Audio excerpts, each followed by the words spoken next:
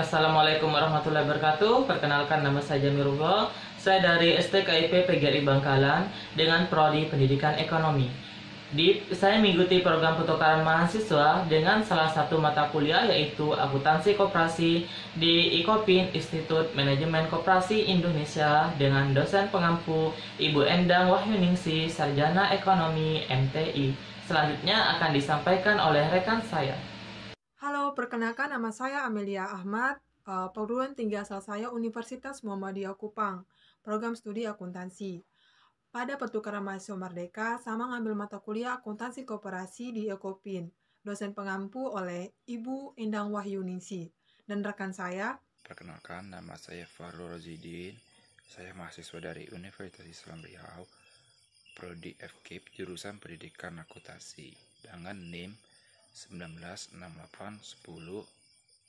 196810-259. Di sini saya akan menyampaikan ulasan terkait sektor usaha yang meliputi sektor keuangan dan sektor real. Untuk mempersingkat waktu, langsung saja akan disampaikan oleh pemateri pertama. Waktu dan tempat saya persilakan. Baik, terima kasih. Di sini saya akan membahas materi mengenai mengapa mengambil akuntansi koperasi. Menjadi pokok pembahasan utama di sini adalah koperasi. Koperasi itu mempunyai karakter yang berbeda dengan badan hukum PT maupun badan perorangan. Mengapa saya bilang berbeda? Karena koperasi ini adalah bekerja sama untuk mencapai tujuan bersama. Kalau di PT apalagi di perorangan rata-rata bekerja sendiri untuk mencapai tujuan sendiri. Berbeda halnya dengan koperasi, bekerja bersama untuk mencapai tujuan bersama. Apabila ada sebuah problem di koperasi, maka akan dirembukkan secara bersama, dicari jalan keluarnya bersama. Hal inilah yang menandakan bahwa koperasi memiliki karakter yang berbeda dengan PT maupun perorangan, dan menjadikan mengapa perlu atau pentingnya mempelajari akuntansi koperasi. Untuk selanjutnya disampaikan oleh rekan saya. Untuk selanjutnya, di sini saya akan membahas jati diri koperasi. Definisi jati diri koperasi menurut Undang-Undang Nomor 25 Tahun 1992. Koperasi adalah badan usaha yang beranggotakan seorang atau badan hukum koperasi sekaligus gerakan ekonomi rakyat yang berdasar atas asas kekeluargaan. Badan usaha ialah organisasi atau lembaga yang beraktivitas dalam bidang ekonomi dan bertujuan mencari laba, yang beranggotakan seorang. Anggota badan usaha tersebut dapat berupa orang seorang, minimal berjumlah 20 orang, dan disebut sebagai koperasi primer. Badan hukum koperasi. Anggota badan usaha tersebut dapat berupa badan hukum koperasi minimal berjumlah 3 orang. Badan hukum disebut sebagai koperasi sekunder. Berdasarkan asas-asas kekeluargaan beroperasi dengan memperhatikan nilai-nilai prinsip koperasi. Nilai-nilai prinsip koperasi dibagi menjadi 7. 1. Keanggotaan bersifat sukarela dan terbuka. 2. Pengolahan dilakukan secara demokratis.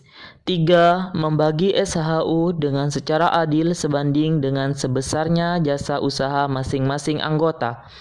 4. Pemberian balas jasa yang terbatas terhadap modal. 5. Kemandirian. 6. Pendidikan perkoperasian. 7. Kerjasama antar koperasi. Nilai-nilai koperasi dibagi menjadi 6. 1. Menolong diri sendiri dan solidaritas. 2. Demokrasi. 3. Peran modal yang terbatas. 4. Ekonomi. 5. Kebebasan. 6. Keadilan. Demikian presentasi dari saya. Untuk selanjutnya akan disampaikan oleh pemateri yang lain. Slide berikutnya terkait sektor usaha. Sektor usaha terdiri dari atas 2, yaitu sektor keuangan dan sektor real. Yang pertama, sektor keuangan. Sektor keuangan meliputi lembaga keuangan bank dan lembaga keuangan non-bank.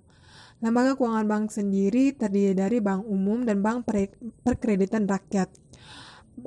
Lembaga keuangan non-bank terdiri dari koperasi simpan pinjam atau unit usaha simpan pinjam, pegadaian, leasing atau perusahaan pembiayaan, dan yang terakhir financial technology. Lembaga keuangan bank. Lembaga yang berusaha di bidang keuangan dan aktivitas meliputi yang pertama, penghimpunan dana dari masyarakat umum, tabungan dan deposito atau simpanan berjangka. Yang kedua, penyaluran dana kepada masyarakat umum seperti kredit dan pinjaman. Yang ketiga, pelayanan transaksi keuangan seperti pembayaran tagihan, transfer antar bank. Berikutnya lembaga keuangan bank. Lembaga yang berusaha di bidang keuangan dengan aktivitas antara lain penghimpunan dana dari anggota saja. Yang kedua, penyaluran dana kepada masyarakat. Tiga, pelayanan transaksi keuangan. Jenis-jenis lembaga keuangan dan bank. Yang pertama itu koperasi simpan pinjam atau unit usaha simpan pinjam. Koperasi simpan pinjam merupakan koperasi yang berdiri sendiri, bukan bagian dari koperasi lain, sehingga mempunyai status badan hukum tersendiri. Unit usaha simpan pinjam adalah unit usaha yang merupakan bagian dari suatu koperasi serba usaha. Kegiatan usaha simpan pinjam yaitu menghimpun dana dari anggota dalam bentuk Tapkop dan Sijakop dan menyalurkan dalam bentuk pinjaman anggota. Yang kedua, pegadaian. Pegadaian adalah LKNB yang mempunyai aktivitas penyaluran dana saja. Penyaluran atau pemberian pinjaman dana disertai dengan jaminan fisik atau barang. Jaminan fisik barang dapat berupa barang gudang maupun emas, perhiasan, dan logam mulia yang berharga menurut ketentuan. Yang ketiga itu leasing atau perusahaan pembiayaan. Adalah LKNB yang berusaha dalam pembiayaan untuk pembelian barang biasanya dengan akad sewa beli. Dalam aktivitas leasing, ada 3 pihak yang terlibat dalam yaitu yang pertama, vendor atau pihak penyedia barang yang akan dibeli oleh nasabah atau debitur. Yang kedua, debitur, yaitu pihak yang membeli barang dengan fasilitas dari perusahaan leasing atau pembiayaan. Yang ketiga, perusahaan pembiayaan. Berikutnya, financial technology atau fintech adalah LKNB yang beraktivitas usaha dalam jasa keuangan, tetapi tidak menghimpun dana, berbasis teknologi dengan usaha jasa transaksi keuangan dan pinjaman dana.